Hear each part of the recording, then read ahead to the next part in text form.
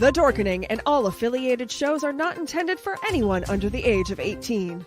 The following may contain discussions or scenes that have adult situations, graphic violence, nudity, strong sexual content, and graphic language. This show is intended for mature audiences only. Viewer discretion is advised.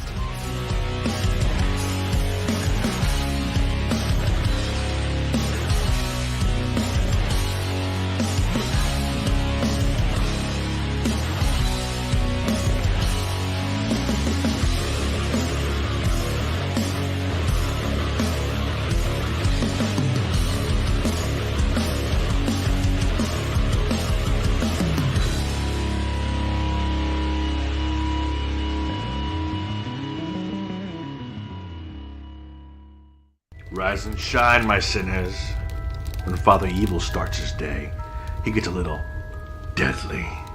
Deadly Grounds coffee has the richest, smoothest flavor you'll find anywhere. It's sinfully delicious. Once you go deadly, you never go back. Order yours at getdeadly.com. Coffee's so good, it's scary.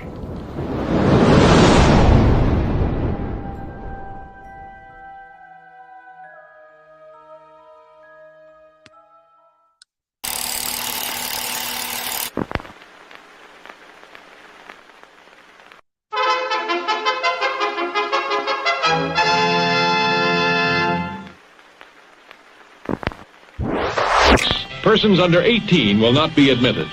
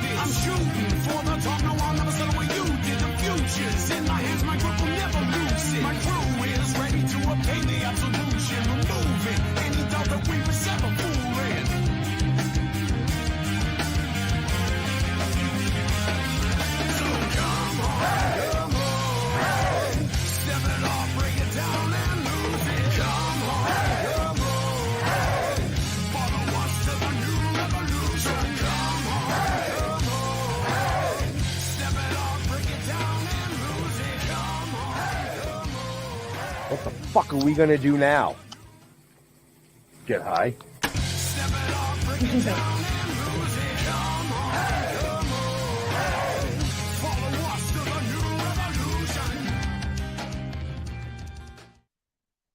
Hey, surprise. We're early this week.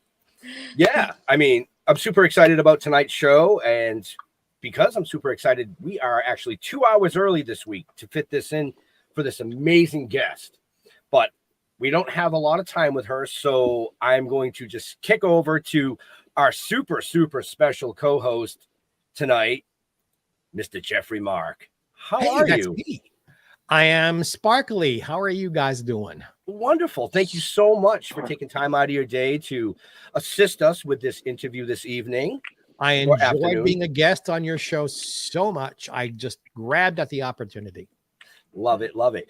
And without any further ado, the other Jeff. The other Jeff, spelled correctly, I might add. Yeah, the other white meat on this show. You know, yeah. So, you know, but yeah, we got limited time. So let's just bring her right in. Let's all welcome Miss Charlotte Kirk. Hey, everyone. Thanks for having me. Well, thanks for joining us. Of course. Absolutely. And you have been busy. Yes. I've Yes, I'm still kind of riding off the wave of Duchess. I was in Portugal. This is why obviously we were scheduled to do the this interview this time last week, but I was in Portugal to do the premiere of Duchess there. That was so cool. It's just so nice and so rewarding to watch the movie on the big screen with an audience. And it was like 3 weeks ago in LA, the premiere in LA, which was so amazing. And it's different, to watch it with an American audience, to a Spanish audience, with an English audience, all very, very different. And then, this time last week, I was in Portugal to watch it there. So, it was amazing. It was really cool. Charlotte, was your film dubbed into Portuguese, or was it your own voice in Portugal? Just subtitles. Just subtitles, which I was kind of pleased with, because I've had sometimes it works, sometimes it depends. It's always kind of frustrating with that. The lip syncing is always never right there. Yeah, they always remind me of the old Godzilla movies. I was just going to say that Godzilla. Yes, exactly. But no, so it was cool too. But it's playing right now in cinemas in Russia and all these great, wonderful, random countries. I'm not sure if other countries are dubbing it or not. I know some countries do, but in Lisbon it was just subtitles. Nice.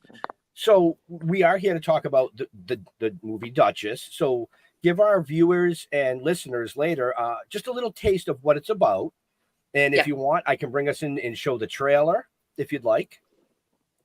So Duchess. It is. It's kind of many things. It's on the surface, it's a British revenge gangster movie, but it's got action to it. It's a love story as well.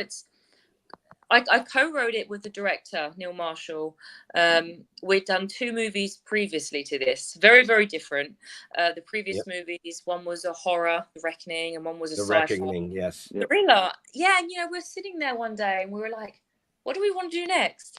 What movie do we want to do next? And then we just started talking about some of our favorite movies, which were, for me, like gangster movies. I was like, wouldn't it be amazing to do like a Scarface, Goodfellas, Layer Cake? Like, when's the last time you saw an epic gangster movie?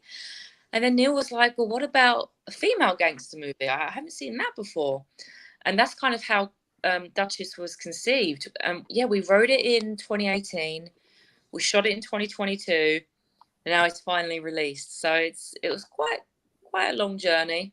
It's kind of a British gangster movie.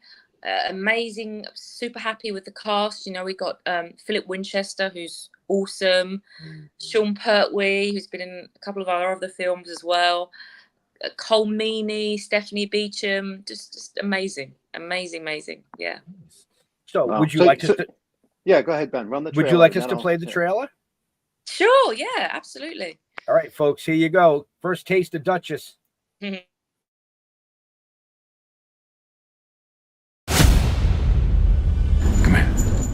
Whatever happens, I got you. I never meant to put you in any danger. Someone stabbed me in the back. It's gonna be okay. To really understand where this all started, we have to go back a bit. So this is me, named Scarlett. You got some nice moves. That's Rog McNaughton, the future love of my life.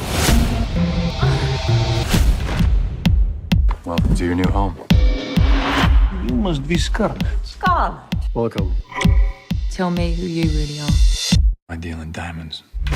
Diamond trade is dirty and corrupt. That's when I saw the real Rog.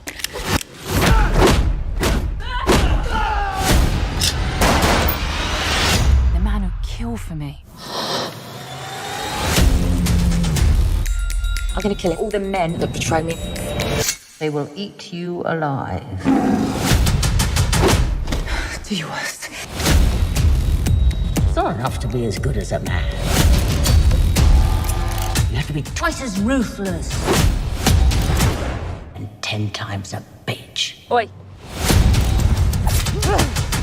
Nicely done, Duchess. Duchess? She handled that with grace. Real power can never be given. It has to be taken. You've got some balls on you, princess. Miss Duchess.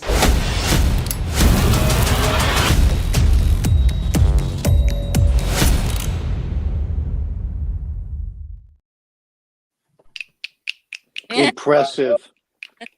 Well, the big Nothing, question is, nothing better than a badass bitch movie, honestly. It's got everything. Great Yeah, it looking does. people, sex, violence, criminals. It's a political movie. exactly.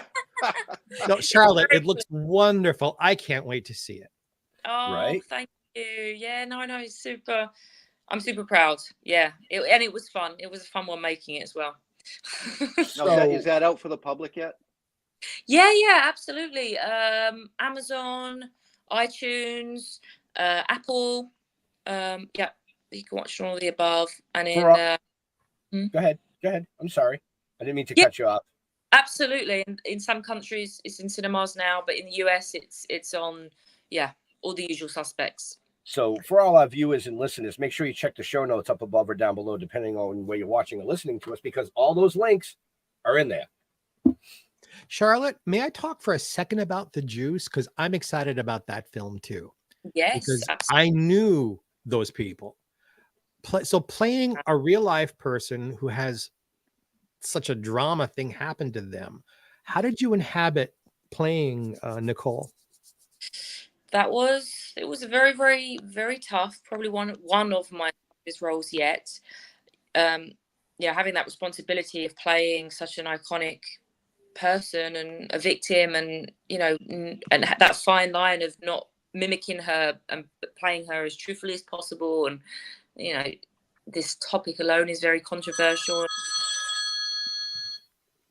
sensitive. So it was very, very tough. We shot half the movie, and then COVID happened, and then the strikes happened, so we haven't finished it yet. But we've shot all the Nicole and OJ scenes. Half the movie is Nicole and OJ in flashbacks, and the other half is a lawyer, Douglas McCann, that's kind of telling their story. It's based on a true man, Douglas McCann, who sued Verizon phone records, basically, which show OJ was on his way to the airport when Nicole was talking to her mum on the phone, therefore he couldn't have done it. It's kind of one of the theories. And in fact, to this day, those phone records have never been released. Right. Yeah. Did you have an opportunity to speak with Kato Kaelin? Yes, I met him very briefly. I nearly went to see OJ in prison. But I haven't met anyone else, any of the other families or anything like that. Yeah. No, I can't wait to see this one either. Right. Because the story is so wrapped in layers and layers and layers of controversy, bullshit. Yeah. On both sides of whoever's caring about this. And I could see you playing Nicole. I can see that really well. Right. You stole that question right out from under me, Jeffrey. Thank you. I do these little favors for my friends. So Charlotte, and you've got two more: The Possession of Gladstone Manor and Fight or Flight with Dolph Lundgren, of all people. You get around. Yeah, no, it was super. Yeah, so those films are actually shot back to back earlier this year. The Possession of Gladstone Manor with the great Lynn Shay, Barbara Crampton, Jesse Metcalfe. That was super, super cool. It was kind of like the first horror film that I'd done, which wasn't my own, like my own writing, producing. It's like really cool to be on another like spooky horror set. But I'd never done like a haunted ghost movie before. So it was very cool to do something like that. And then from there, I went straight to New Mexico. Oh my God, it was, one of the best experiences working with Dolph Lundgren and Michael J. White. It's quite nerve-wracking as well, knowing I'm going to play against these, action legends. It's like, I've got this, Charlotte. Come on, I've got this. I've just played Duchess. I can do this. It was so fun. So much fun. So they're both coming out next year. So fight or flight. What do you do, Charlotte, to stay in such incredible shape? Because your movies have you just full of action.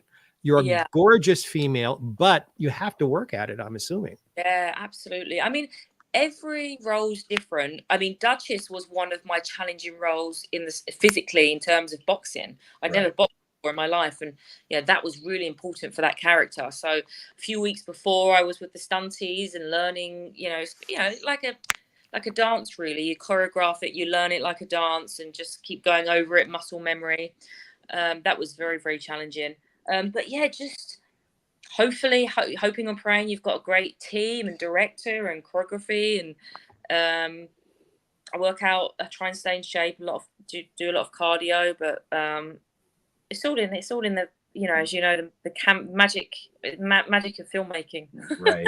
Now, do you do your own stunts? I have done, yeah. I'd say probably The Lair was probably one of my most action packed. Great flick. Thank you. And that was pretty much full on action. I try and do as many as possible, but then I know how incredibly talented the stunties are, and I'm like, if I know it's best for them to do it, I let them do it because they can do it all day long. Do it. Save my face. Yeah, exactly. And that's what they're doing. They're just incredible. I couldn't do what they do. It's so amazing.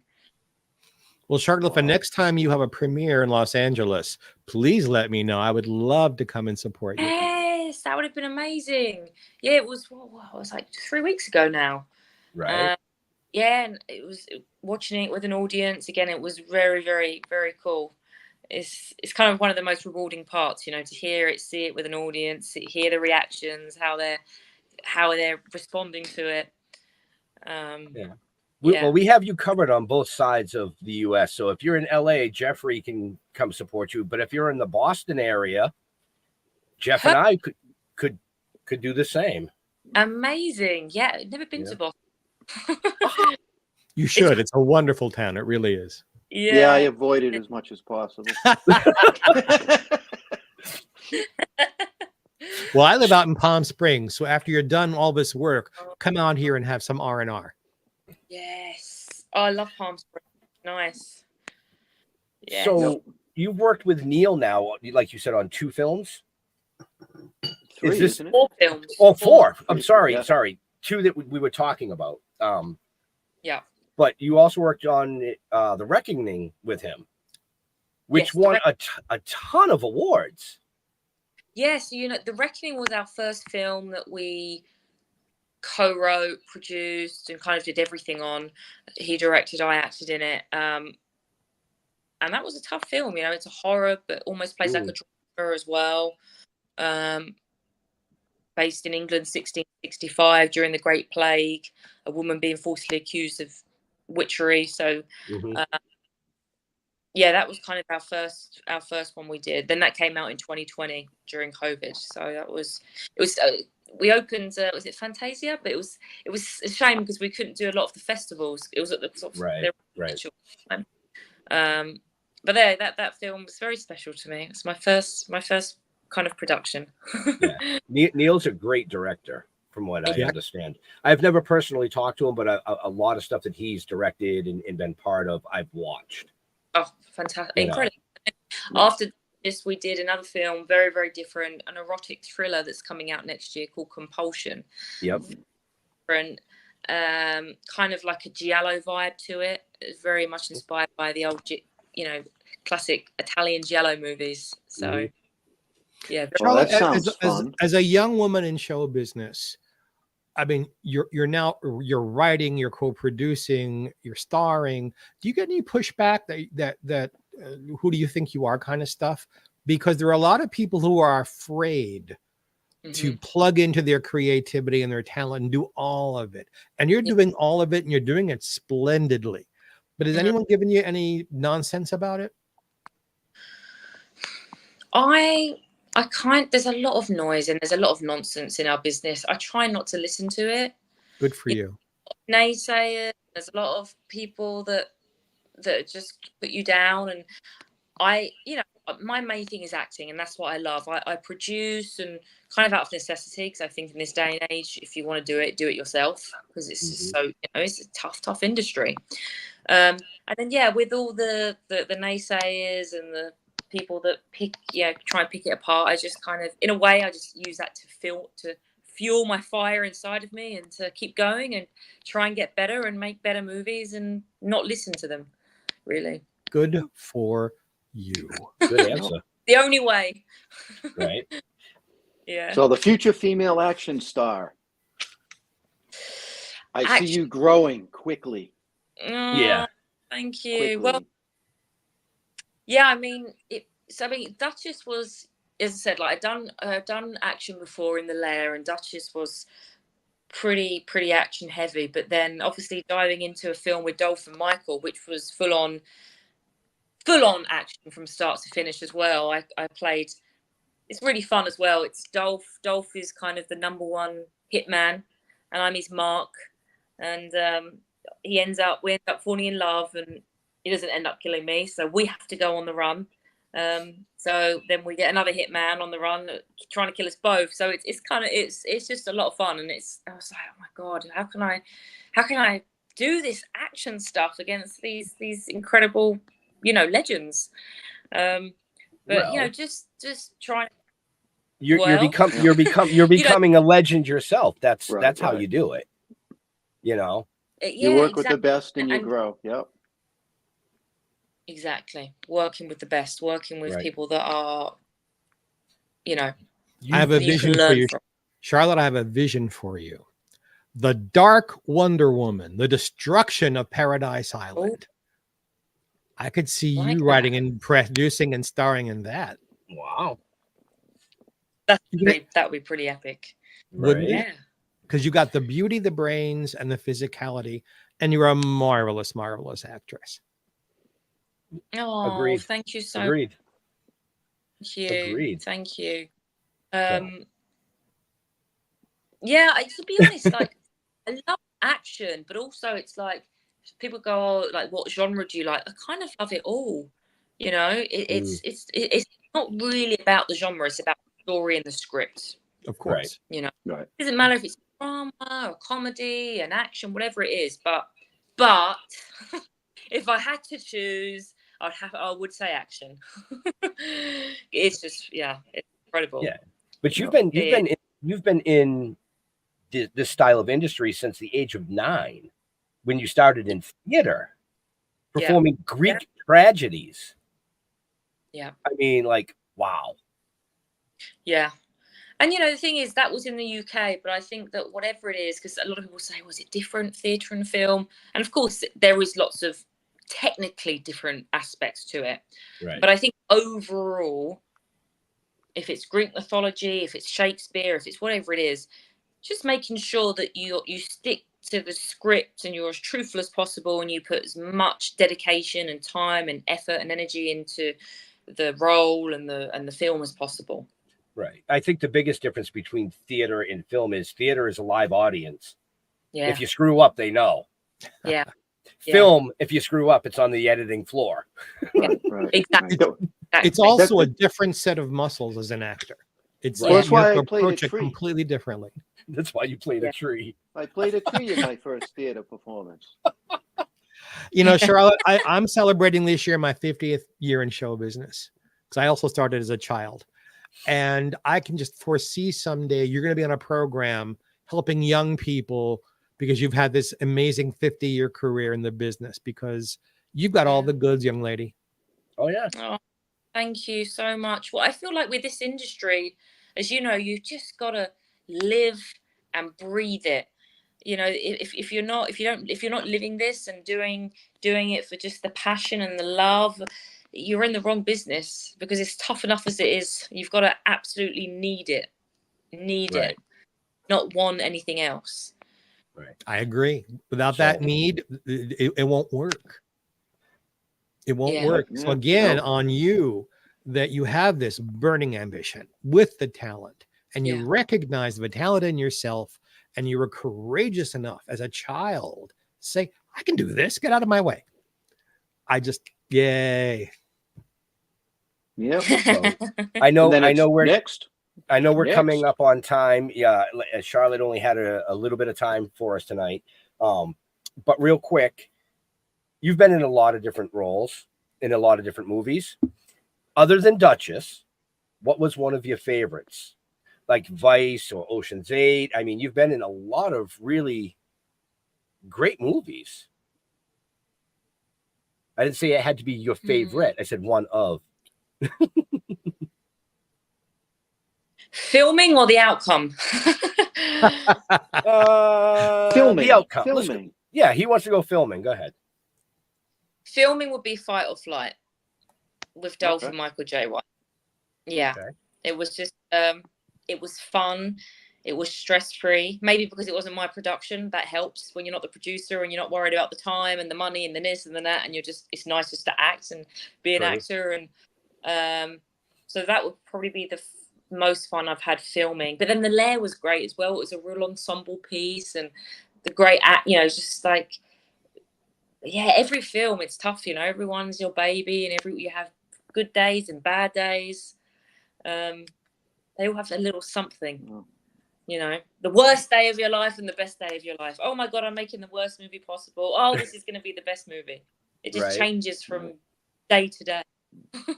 So what female actress or female actor would you like to co-star in a future movie with? Oof. Oh my God, there's so many. You can only pick one. Oof, only pick one.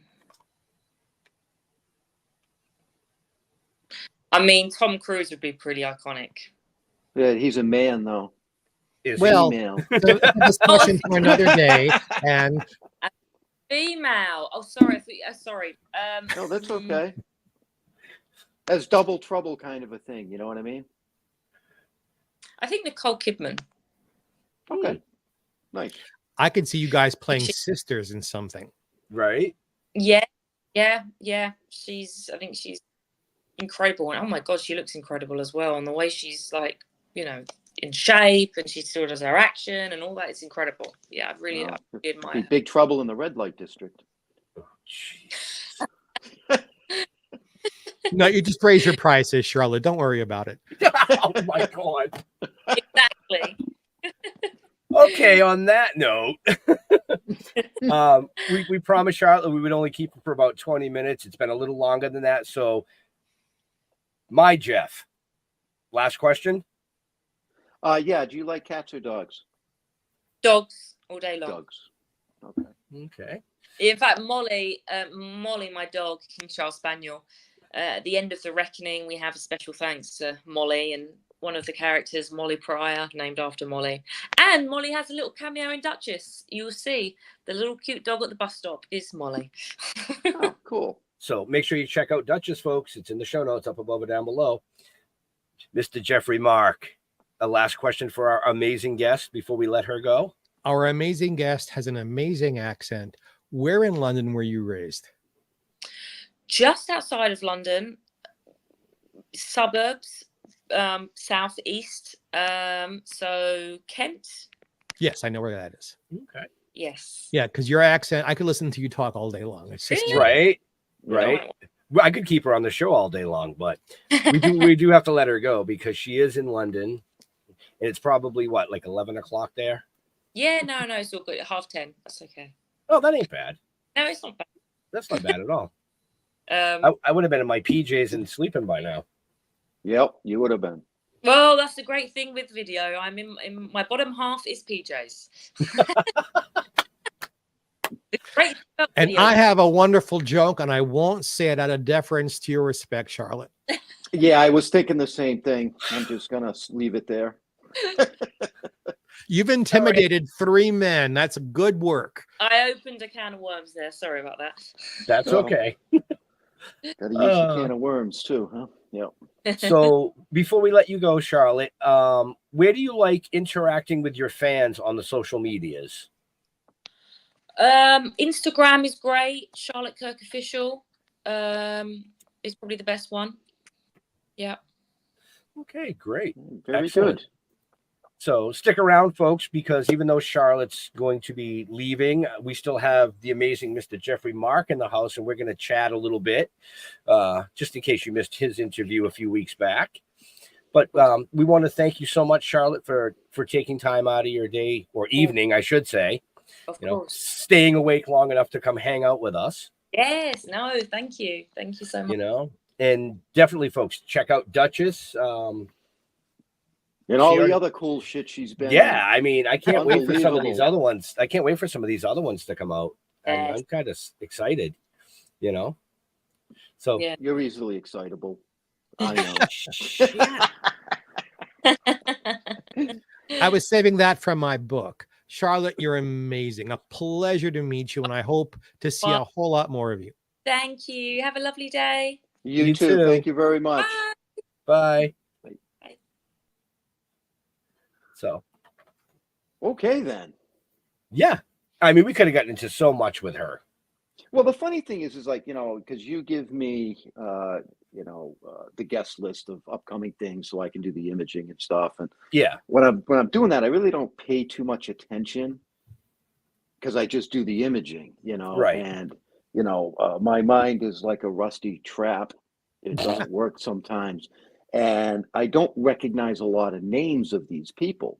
Right. But then when I sit down like I did an hour ago or 2 hours ago and I do research, I'm like, what are you fucking shitting me? I've been watching her movies for years. Yeah. I just don't know the name. Right. No, she's special. Yeah. Yeah. I mean, I remember her from Ocean's 8 because that was one of my favorite films. Right. Now, see, I wouldn't put the name together with that until I researched it, but you're right. But I'm not a name person. I'm a face person. So when I saw her on our, one of our affiliates, she was on Pete Turner show. So if you remember Pete Turner, Jeff, and I happened to catch her and I'm like, oh my God, I know her. How do I know her? I know that face. Yeah. No, I've been on Pete's show. Yeah. You know Pete as well. Exactly. So I was like, oh man, from Ocean's 8. And then I'm like, I know I saw her in other stuff. And I started going through and I'm like, Vice. I saw her on Vice. Oh yeah. With Bruce Willis. Yeah. Yeah. For me, it was The Lair and The Reckoning. Yeah. And then I did see The Reckoning. So, and I was like, I'm actually going to reach out to Charles, her PR guy, and see if I can get Neil, the director, because he's directed. Be wonderful. I mean, Neil's directed some amazing movies. He directed fucking Hellboy. Yeah. Well, he directed one of my favorite horror flicks, being The Descent. Yes. Right. So, but Mr. Marks, how are you? And the joke I couldn't tell while she was on with us was, I'm in my PJs. Yeah, I'm in my BJs. We're very much close alike. It's very even.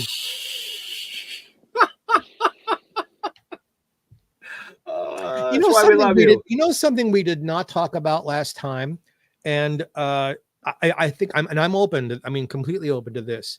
I don't think you guys are aware that I am one of the founders of Marijuana Anonymous. For those of us, 10% of anybody who does anything, chocolate, alcohol, drugs, marijuana, 10% get addicted. Right. And I'm one of those poor unfortunates who, towards the end of my smoking career, was smoking about an ounce a week by myself. Right. So I was well, that's not a lot. Not with some of the people we hang out with. Right. I said just by myself. Never mind when I smoked with other people. Right. But I was addicted and co-founded Marijuana Anonymous. But I'm not one of those people who thinks grass is bad. Not at all. There are all kinds of people who physically and mentally benefit from it, but that 10% is what needs help. Yeah, the ones that have the addictive personalities. Right. Yeah, well, I just thought I should mention that for complete transparency. To me, it's not really the substance, or it's the addictive personality of the individual. That, you know what I mean? Well, that's what I meant. In my mind, addicted to one, addicted to all. I don't have to try them all to find out. I'll be addicted to all of them. But I'm 35 years clean and sober now, but have fond memories. Right. Of the millions of times I got stoned. Yeah, we didn't actually touch on that live, but I think backstage we talked about it a little bit prior to going live. But then you blew my mind with the whole Freddie Mercury thing, and that was it. It was over. Fucking show done. We haven't even gotten to De Gaudier yet. Oh, Jesus. Do we want to know? I don't know if I want to know. This amazing gentleman has so many amazing stories that I think he gave us just the tip, folks. Yeah, it's much longer than that. Well, Ben, you set me up for that one. Come on. Oh, yeah. Of course I did. Prove it. I'm not.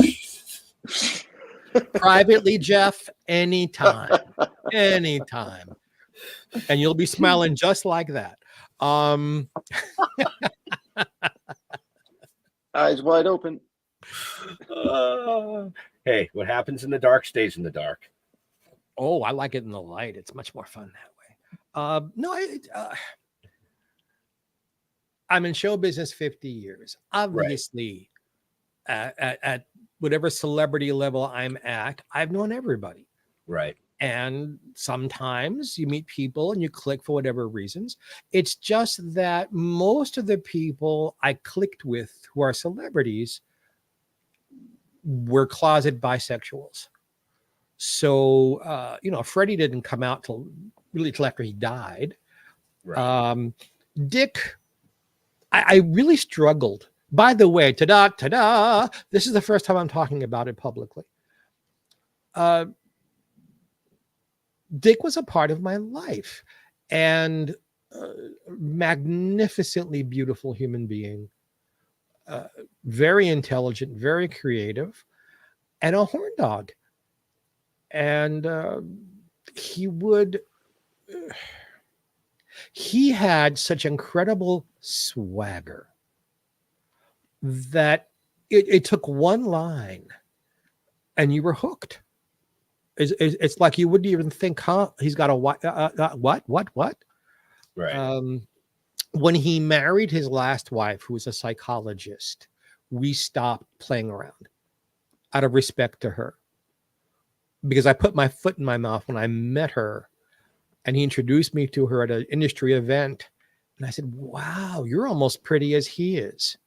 And 10 comedians all of a sudden appeared around my shoulders explaining what I meant by that, which, Jonathan Winters and all these people like, no, what he really meant to say was, it was very, very funny. But unfortunately, Dick was a bad boy, and particularly a bad boy against his wife, Barbara, who everybody knew. She was a wonderful comedic actress. And unfortunately, he was a busy guy. When I reveal this kind of thing, I really think even with Freddie, I thought about it 100 times before I went public. Right. Who will I hurt? Who will I inadvertently cause some harm to? And I wasn't going to talk about Dick at all, except he's going to be in my memoir, which I'm finishing this week. Oh, nice. Oh, nice. Because it happened to me. I don't discuss anything he did with anybody else, whether I know about it or not. I only discuss who interacted with Jeff. Right. Or Mr. Marcus. Some of them like to call me. It's one of those strange things about being Jeff. This is I'm not making a joke. There's no story. I have been a beacon for bisexual men since I met my partner Joel when I was 13, and he was bisexual, and just my whole life. And people say, well, it's a gift. I said, yeah, let me exchange it for something I can actually use, because there's no future in that. Right. But all of that's going into the book, and I'm telling you, you'll need asbestos slubs to read some of the book. I don't mince words. Right. Yeah, I'm excited to see that book. In fact, despite the sparkles, I don't mince anything. True that. What's it called? On the Mark? I beg you, sir? What's it called? On the Mark? No, that's so obvious, Jeff. Please. There are like 6 radio shows out, six podcasts who are all called that. No, it's The Devil Was Born in Brooklyn, which is a copyrighted title, folks. The Devil Was Born in Brooklyn. Okay. You're gonna have to read the book to figure out so, who the devil is. So where were you born? Brooklyn. Oh, see, that just changed everything. Yeah, I told you he was a Weisenheimer. You didn't. I told you one sentence changes everything. See? No, I'm finishing up my memoir. Then I'm finishing up the new Lucy book. Yeah. My radio show, Jeffrey Mark Plays Ella, or GPE. Mm-hmm. We haven't signed a contract yet, but I think it's going to start being carried by KABC in Los Angeles. Oh, nice. And it's growing. And a little bit later this fall in early October, there's a party being thrown for me for my 50th anniversary in show business. And there'll be a lot of celebrity friends there and then people from my personal life. I don't have lots of friends who aren't in show business. The friends I have who aren't in show business were people I've known since I was a kid or a teenager or somebody I met in that window in my 20s where I was smoking so much grass I wasn't working in show business, because it really sort of my career for a while. Right. But otherwise, most of the people I talk with and hang out with, because we have the business connection, as you guys know, on your level, being in show business is unlike any. It's why Chamberlain wrote, "There's no business like show business." Right. There's nothing else like it, and it has its own language and its own struggles and its own set of rules. And I guess I feel more comfortable talking to people who understand all of that. Right. You know, what do you mean you're up at 4 o'clock in the morning working? I'm in show business. Just accept it. Kind of thing. I'm up at 4 o'clock in the morning, but it's usually because I got to pee. And then there are the wonderful fans out there who get a little quirky with me. For instance, I have had, now understand something. I don't invite any of this. This is not me flirting with people. These are fans who find me on any of the media, or back when there was snail mail, would write me fan mail. And there's a consistent fantasy they have. They want to come to my home, which is like, yes, I'm going to invite a total stranger to my home. Keep going. And they want to watch I Love Lucy with me while they're giving me a Hummer. Now, I'm not talking 1 or 2. I'm talking 20 or 30 of these. Oh, Mr. Mark, I'd love to. So it's a thing, but it's not a thing I would ever have thought of, nor have I ever engaged in anything like that. They come from the I Love Juicy show. Oh, yeah. That was good, Jeff. That was good. You have a sense of humor. He does. You're not just all biceps. You actually have a brain. I do. Too bad I'm sitting on it. No, that's just way too easy. Yeah. I was waiting. No, that's not a challenge at all. Okay. Well, our friends out there have all formulated their own jokes, and that's okay. Oh man. So how is the radio show going? Look, how can you go wrong if in an hour's time you get to hear 2, 4, 6, about 8 songs by Ella Fitzgerald, all different, from all different eras and all different recording studios and different musicians in different parts of her life, with me telling you all the insider information about those songs, right, and why she sang them and how the recordings came to be. How can you go wrong with that? Right, right. The one thing and I haven't done one yet because everybody's been busy all summer long traveling, is I'm going to start, every 6 weeks or so, have a guest programmer, and have them tell me their favorite 6 or 8 Ella Fitzgerald songs, and we'll discuss it together. Okay. And I think that'll bring a little extra added dimension. But I'm talking about people who are, fans of hers, or who are singers themselves and were affected by her career. in a positive way. Right. Right. Nice. So, but seeing how you were on vacation when we had this amazing guest on, do you have any questions that you might want to ask him? No, he's still reeling from what we discussed in the green room before the show started. So he's still trying to swallow that. Yes, Jeff. I have a bunch of questions, but none of them I'm going to ask live. Oh, pick one.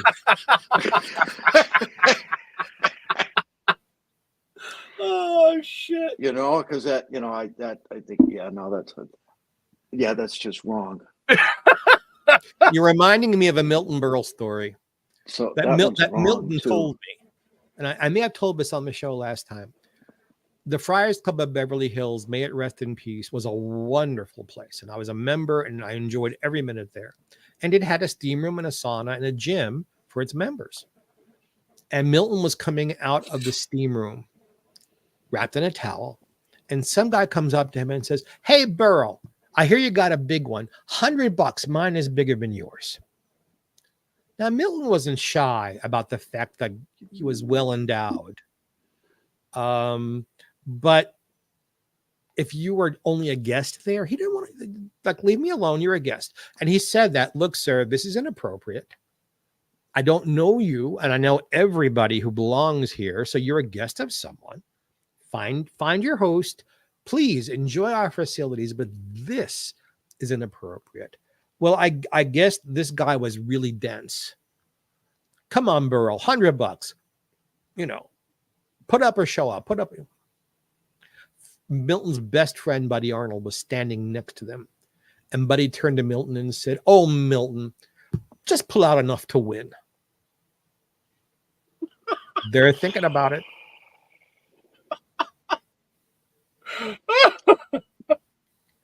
No. And it's true because I saw it.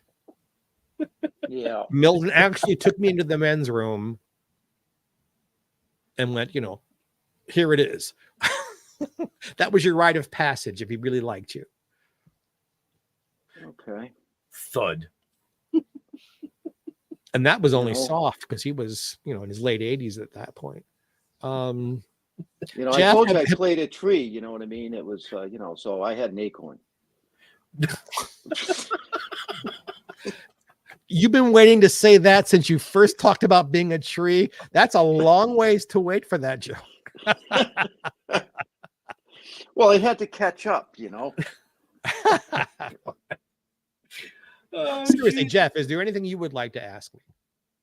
Or have I just completely turned you off at this point? No, not at all. Not at all. I mean, honestly, I don't know an awful lot about you because I wasn't on the show, so I didn't research you. And now, after sitting here with you for a while, I don't think I want to. Okay. I will add you to that. Just kidding. I will add you to that very long list of people who spent a little bit of time with me and said, "That was nice, and that's enough. Bye-bye." So, no. Yeah, no. I mean, Ben told me this story, when you were backstage, because he goes, "I missed it." I really wish I could have. We're talking about Freddie Mercury, folks. Yeah, you're talking about. And I had an Freddie evening thing. with him where we were right. not clothed. Well, not just that, but the Lennon thing.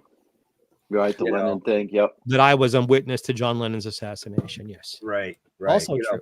Yeah, I can take credit, and I say this about as humbly as I can.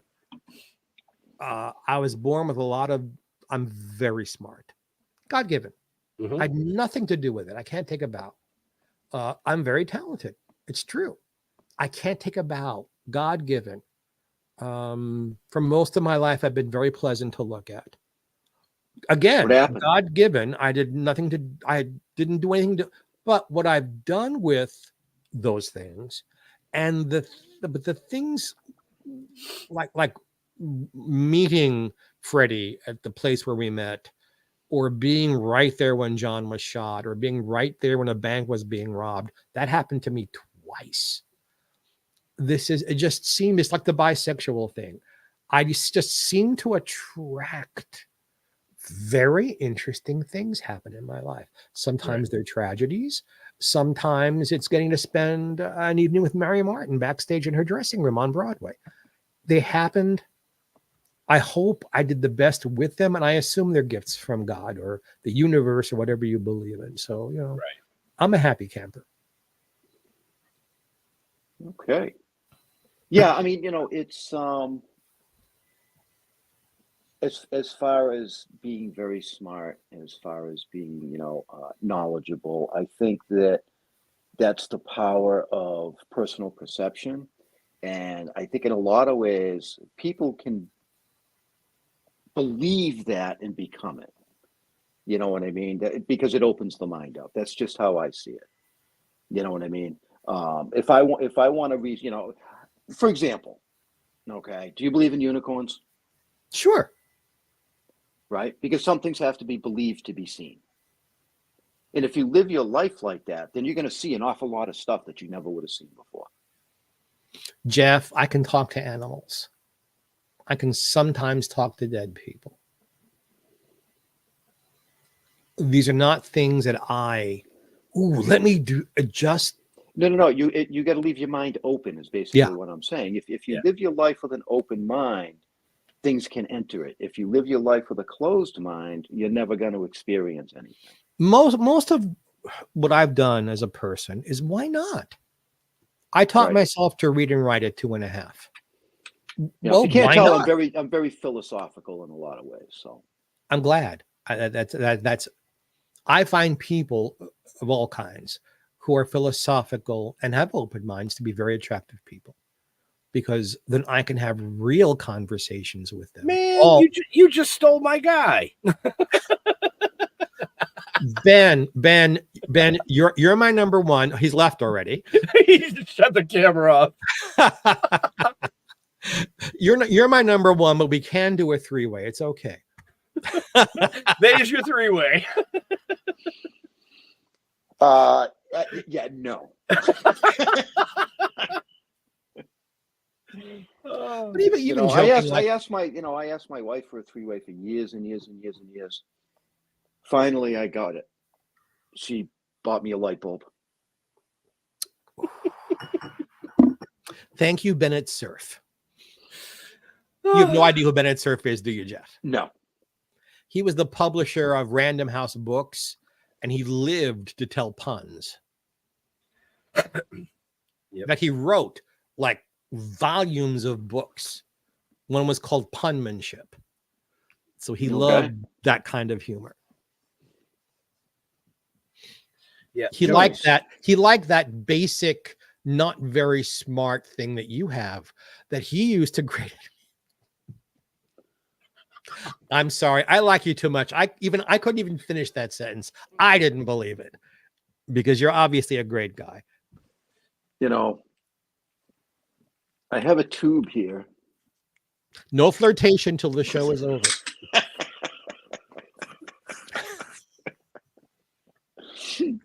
So now you know, Jeff, and I've been a professional comedian for 50 years.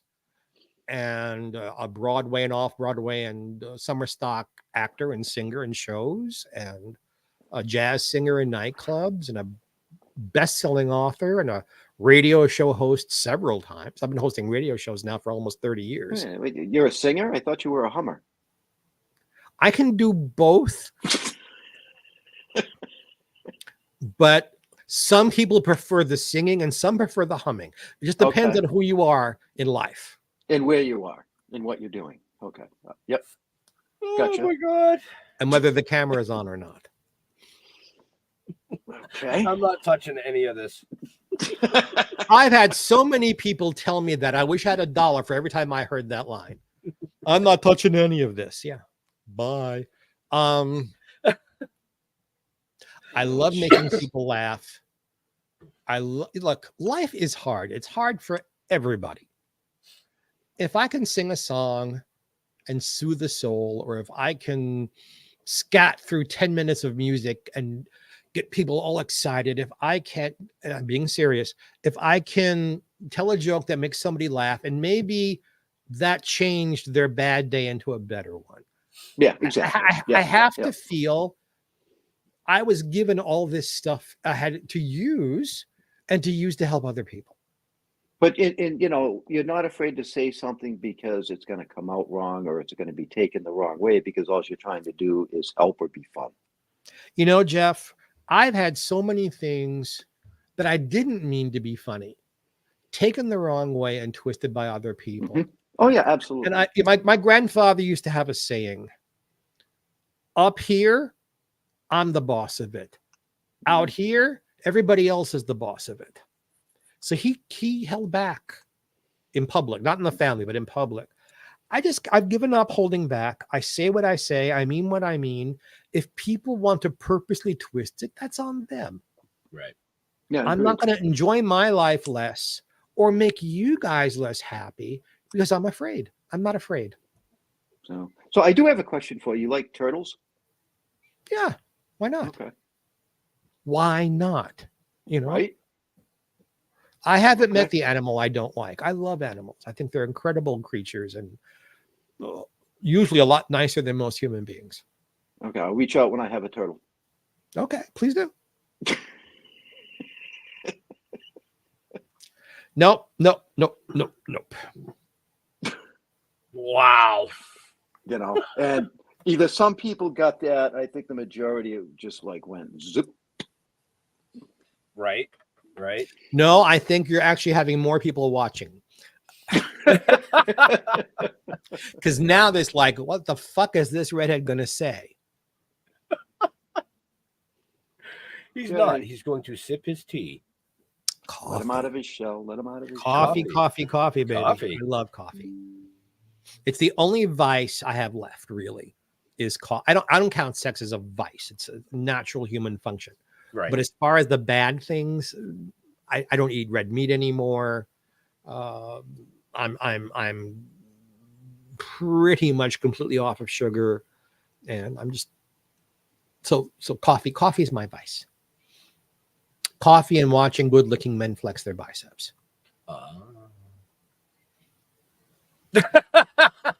See, like him. Yeah, I thought about it. You've been thinking about it for weeks, Ben. You can't fool me. He's been at the gym working out. Yeah, I did some push-ups before I came on the show, just to buff up a little. He's been at the gym working out. Most people call him James, but you know. Hey, did you ever go to a carnival? Did you ever go to carnivals? Sure. What's your favorite carnival game? That's unfair for two reasons. No. I'm going to give you real answers here. Jeff, you're laughing at the straight lines. I have one today. One is I have performed in carnivals, so I'm on the inside. Now, did you know, Jeff, that there is a language that carnival people speak? It's called Carney. Carney. Okay. Yeah. I've been speaking Carney since I'm 7. Okay. So I can't go to a carnival and be on the outside.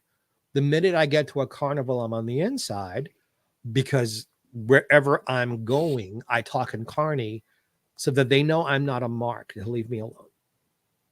Because some carnivals, I think my favorite carnival thing I ever did, and this was at Pacific Ocean Park in Santa Monica, which no longer exists, unfortunately. And you paid however much you paid, and they put a thick piece of cardboard about that big onto a thing that spun round and round and round and round and round. And you stood over it with different colors of paint, squeezing and squeezing and squeezing and squeezing. I loved doing it. And you couldn't make a bad painting that way. We did Frisbees. We would paint Frisbees. They'd put a Frisbee on one of those things. Yeah. Well, I'm older than you are. We didn't have, we had Frisbees back then. People weren't painting them by whammo. How do you know you're older than I am? I didn't look up your birth date. I was being nice, Jeff. Oh, you were trying to give me a compliment? Yes, I was. Didn't work. I realized that. That's why I look so much younger than you do. Well, hair dye works. I just don't bother. You know, Try it. if I grew my beard, the whole thing would be white, just like my Gandalf.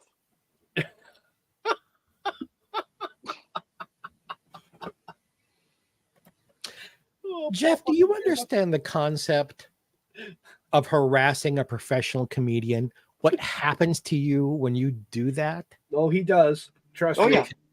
Okay. He makes it his goal anytime there's a comedian on the show. Yep, I do. And I usually sit back for an hour and just laugh at the two of them going at it. He's waiting for my comeback. Mm-hmm. Scrape it off your son's teeth. Ooh. I would, but I don't have a son. So. No, don't do that. He swallowed all of it. You know, hey, you know, I mean, we're basically at the end. I mean, based on your lifestyles, no wonder you just have the white down the middle here. Oh my God. It's right here. Right there is Freddie Mercury. And right over here. Oh, see, Jeffrey, that's why I told you you're family now. Happily so. No, I will be happy. Anytime you need a co-host, just reach out to me. Happy to do it. Except put my face in the publicity next time. You didn't even mention I was co-hosting. No, it was a surprise. Yeah, you'll get more. I mentioned it tonight as a surprise. Yep. If you put my face and name up there, you'll get more viewers. That's the point of having me on, to get more people watching for you. I just wanted to have you on because I thought you were an amazing guest.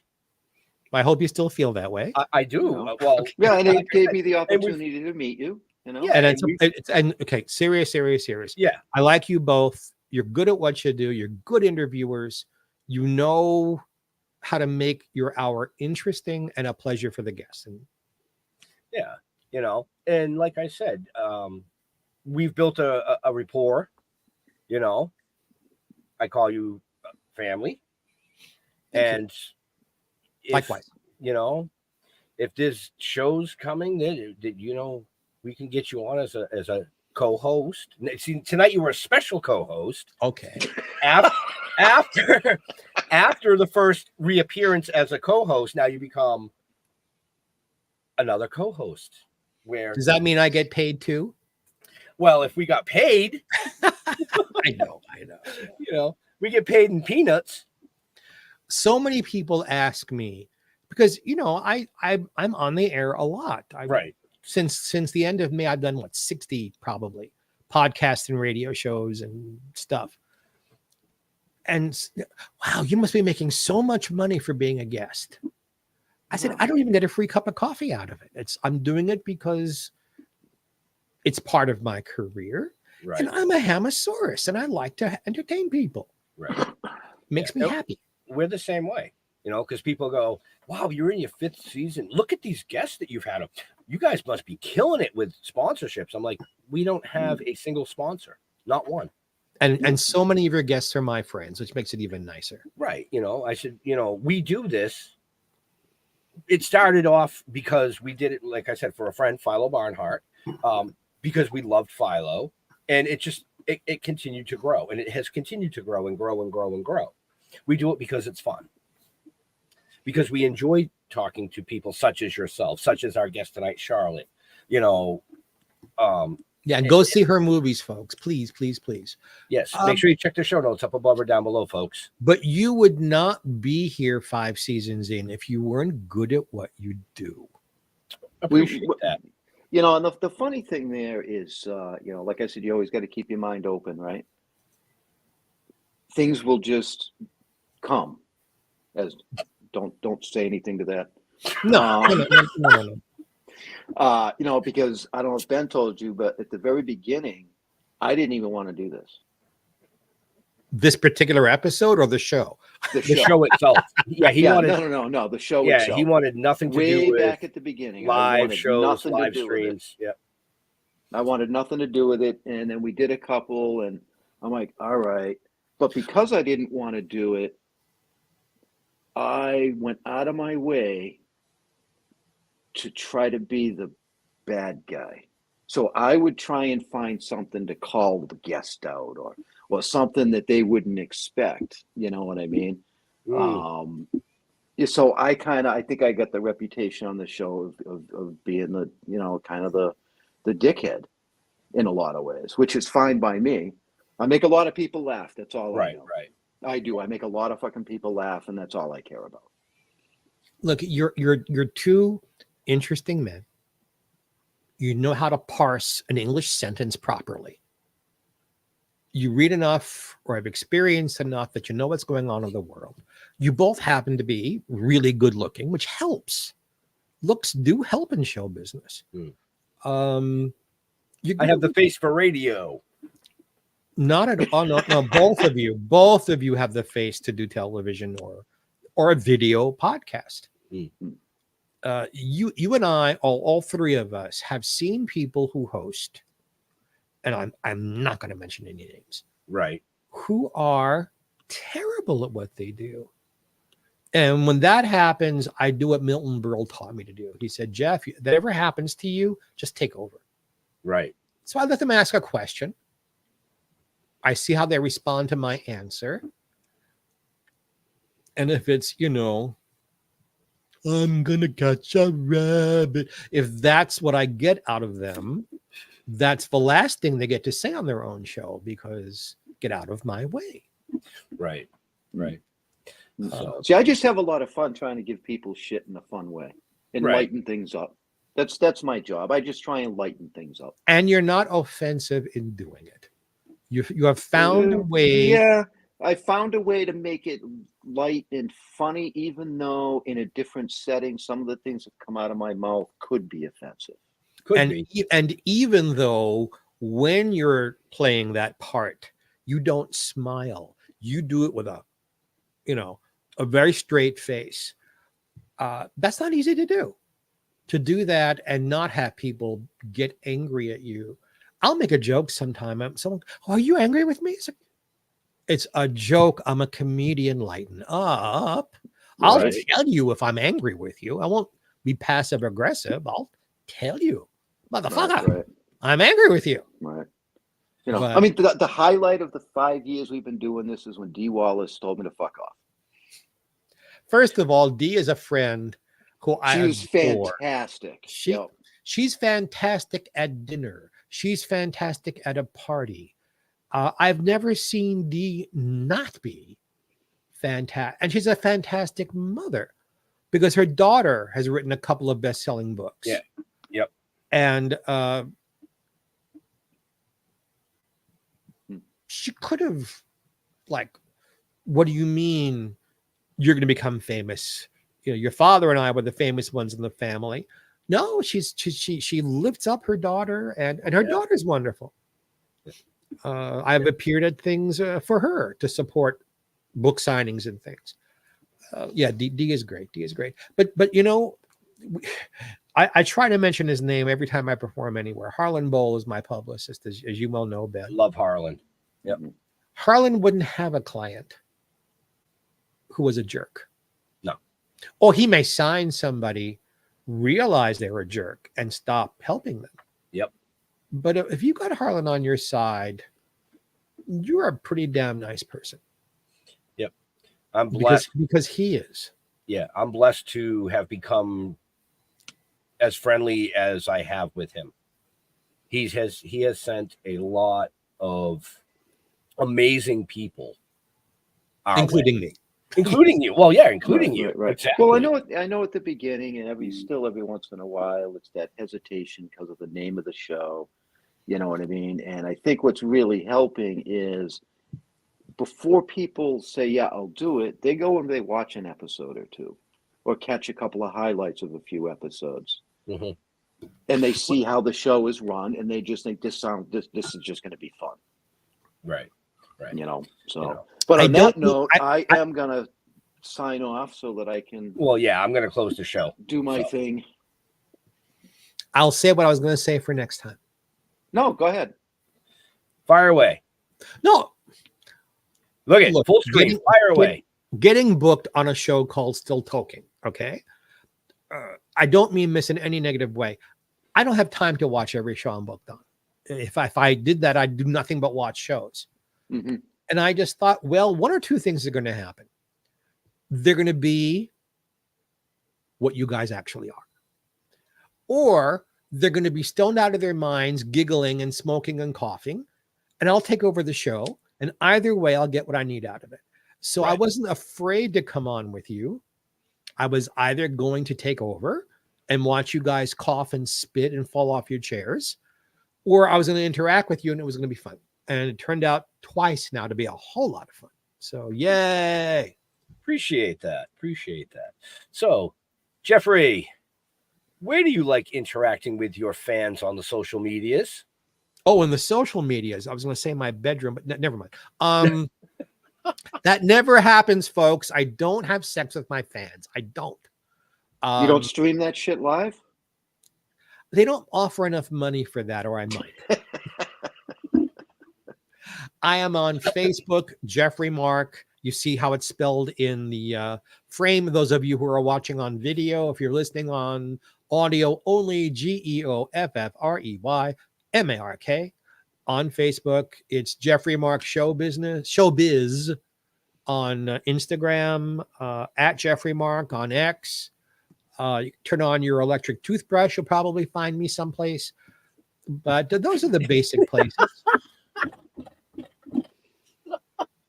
Sorry. Your mind went to a place I did not mean at all. Well, you said turn on your toothbrush and you'll find me. And I was going to say, yeah, in their mouth. Shame. You took it naughty.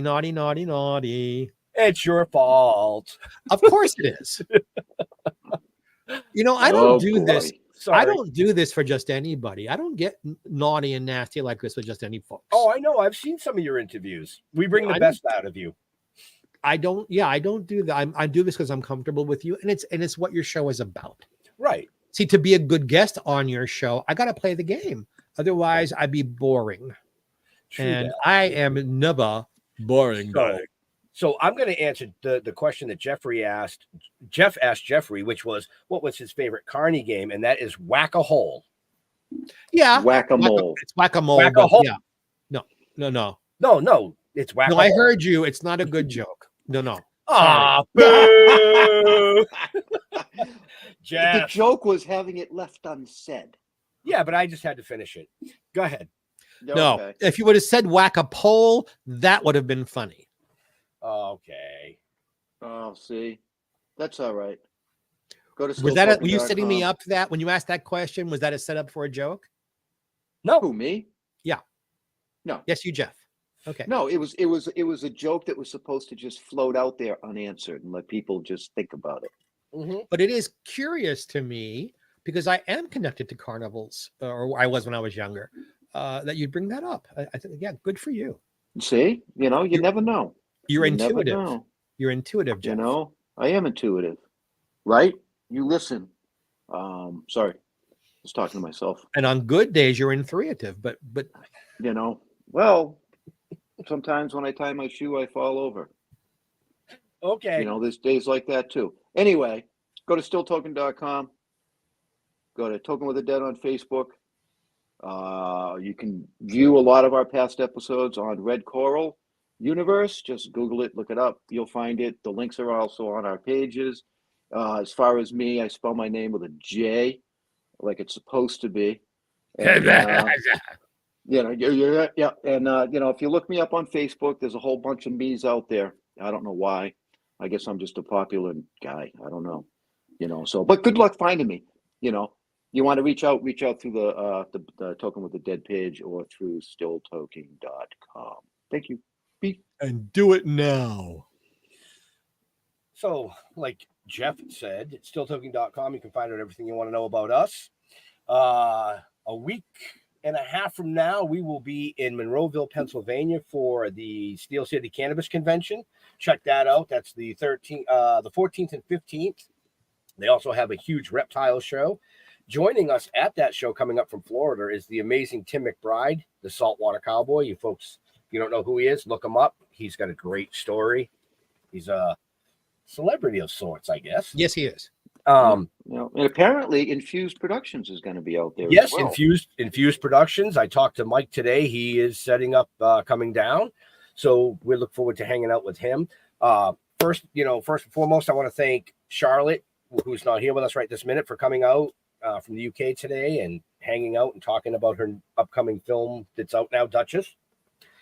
To our amazing special co-host and now adopted family member, yay, Mr. Jeffrey Mark, for laying down what he likes to lay down when he lays it down and hanging out with us tonight. But to all you veterans and first responders, we want to thank you for doing what you do, so people like all of us can come up here and do what we do. Stay safe. We'll see you next week. We are out of here. So come on.